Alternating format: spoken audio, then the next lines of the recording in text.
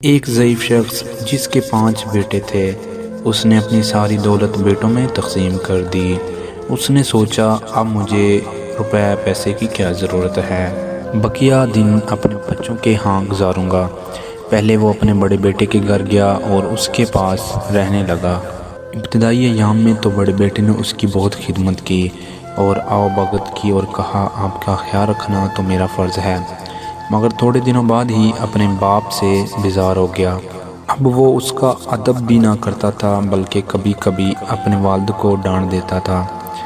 بوڑھے کو نہ وقت پر کھانا ملتا نہ کپڑا۔ آخر بوڑھا بھی اپنے بڑے بیٹے کے سلوک سے تنگ آ گیا اور دوسرے بیٹے کے پاس چلا گیا۔ وہاں بھی ابتدائی ایام اچھے گزرے، پھر منجلا بیٹا بھی بڑے کی طرح بیزار ہو گیا۔ اس کی بیوی تو اپنے سسر کے ساتھ بدزبانی بھی کرتی اور کہتی کہ ہم پہلے ہی مشکل سے گزر بسر کر رہے تھے، اب تم نے بھی آ کر مزید پریشانی کر دی ہے۔ بیچارہ بوڑھا جلد ہی وہاں سے بھی اکتا گیا۔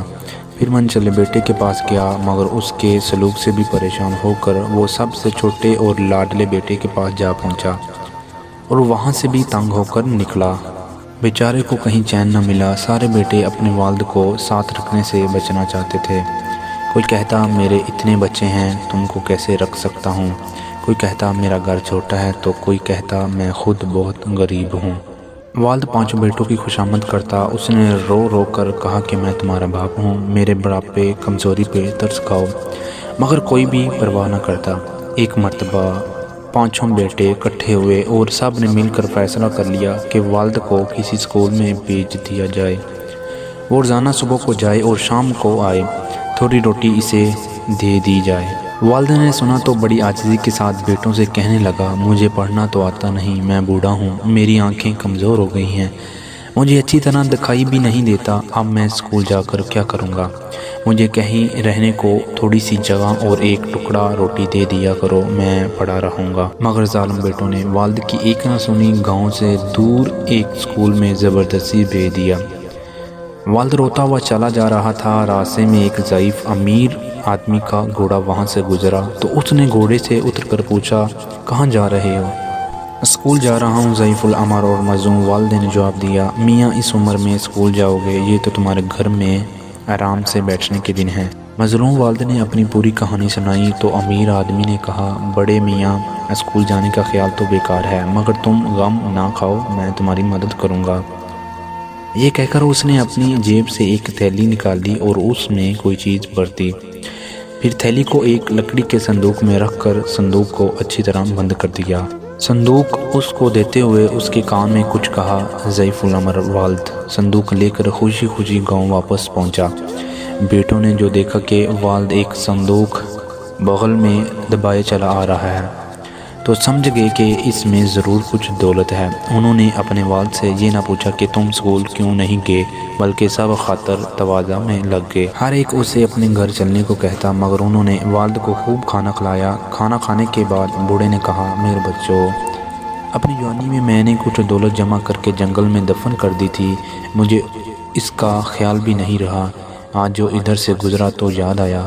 زمین کھودی تو صندوق جوں کا توں تھا، اب یہ میری زندگی تک یوں ہی بند رہے گا، میرے مرنے کے بعد اسے کھولنا تم میں سے جو میری زیادہ خدمت کرے گا بڑھاپے میں آرام دے گا، اس دولت کا زیادہ حصہ اسی کو ہی ملے گا۔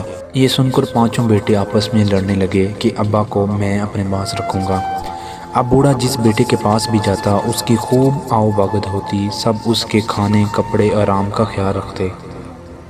اسی طرح بوڑھے کی زندگی مزے میں گزرنے لگی۔ بہت دنوں تک آرام سے زندگی گزارنے کے بعد بوڑھا مر گیا۔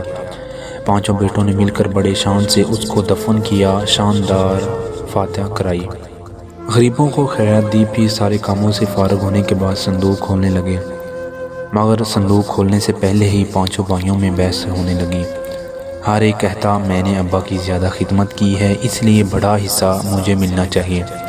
آخر میں یہ طے پایا کہ سب میں برابر تقسیم کر لیں گے۔ صندوق کھولا گیا تو اس میں سے بڑی خوبصورت ریشمی تھیلی نکلی جس کا منہ بند تھا، اس میں چھن چھن کی آواز آ رہی تھی۔ بڑی بے صبری سے تھیلی کھولی اور فرش پر خالی کر دی، مگر کیا دیکھتے ہیں کہ اس میں سے کانچ کے چھوٹے چھوٹے ٹکڑے گر کر فرش پر پھیل گئے۔ اس پر 5 بیٹوں کو بہت غصہ آیا، وہ آپس میں ہی لڑنے لگے۔ گاؤں کے دوسرے لوگ یہ دیکھ کر خوب ہنسے۔ ان نافرمان اولاد سے کہا، دیکھ لی اپنے بوڑھے باپ کی عقل، اسے اسکول بھیج رہے تھے نا تم سب، مگر اس نے اسکول گئے بغیر کیسا مزیدار سبق سکھایا ہے۔